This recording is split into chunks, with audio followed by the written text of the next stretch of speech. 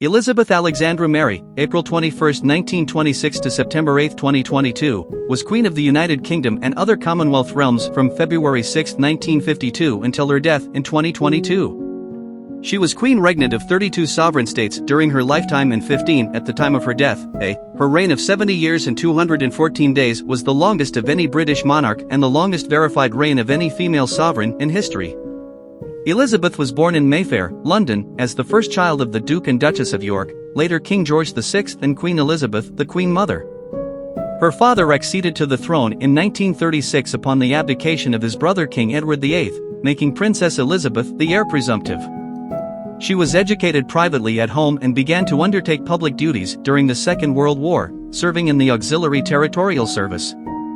In November 1947, she married Philip Mountbatten, a former Prince of Greece and Denmark, and their marriage lasted 73 years until his death in 2021. They had 4 children, 3 sons and a daughter, Charles, and Andrew, and Edward.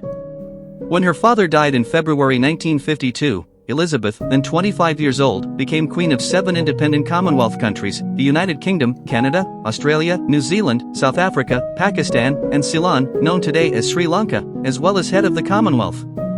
Elizabeth reigned as a constitutional monarch through major political changes such as the Troubles in Northern Ireland, devolution in the United Kingdom, the decolonization of Africa, and the United Kingdom's accession to the European Communities and withdrawal from the European Union. The number of her realms varied over time as territories gained independence and some realms became republics. As Queen, Elizabeth was served by more than 170 prime ministers across her realms. Her many historic visits and meetings included state visits to China in 1986, to Russia in 1994, and to the Republic of Ireland in 2011, and meetings with 5 popes. Significant events included Elizabeth's coronation in 1953 and the celebrations of her silver, golden, diamond, and platinum jubilees in 1977, 2002, 2012, and 2022, respectively. Although she faced occasional Republican sentiment and media criticism of her family, particularly after the breakdowns of her children's marriages, her annus horribilis in 1992, and the death of her former daughter-in-law Diana, Princess of Wales, in 1997, support for the monarchy in the United Kingdom remained consistently high throughout her lifetime, as did her personal popularity. 1. Elizabeth died on September 8, 2022 at Balmoral Castle in Aberdeenshire, at the age of 96, and was succeeded by her eldest child, King Charles III. Her state funeral was the first held in Britain since that of Winston Churchill in 1965. Princess Elizabeth was born at 2:40 GMT on 21 April 1926, during the reign of her paternal grandfather, King George V. Her father, Prince Albert, Duke of York, later King George VI, was the second son of the king.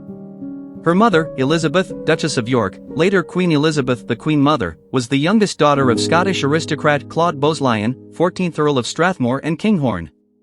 Princess Elizabeth was delivered by caesarean section at 17 Bruton Street in Mayfair, which was her grandfather Lord Strathmore's London home. 3. She was baptized by the Anglican Archbishop of York, Cosmo Gordon Lang, in the private chapel of Buckingham Palace on 29 May 4b, and named Elizabeth after her mother, Alexandra after her paternal great-grandmother, who had died 6 months earlier, and Mary after her paternal grandmother. 6. Called Lilibet by her close family. 7. Based on what she called herself at first. 8. She was cherished by her grandfather George V, whom she affectionately called Grandpa England. 9. And her regular visits during his serious illness in 1929 were credited in the popular press and by later biographers with raising his spirits and aiding his recovery. 10. Elizabeth's only sibling, Princess Margaret, was born in 1930.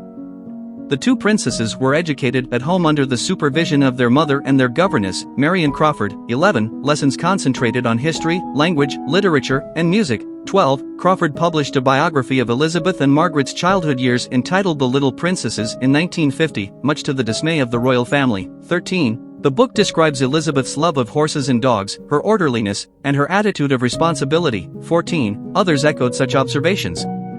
Winston Churchill described Elizabeth when she was 2 as a character.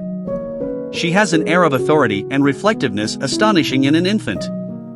15. Her cousin Margaret Rhodes described her as a jolly little girl, but fundamentally sensible and well-behaved. 16. Beliefs, activities, and interests. Petting a dog in New Zealand, 1974. Elizabeth rarely gave interviews and little was known of her personal feelings.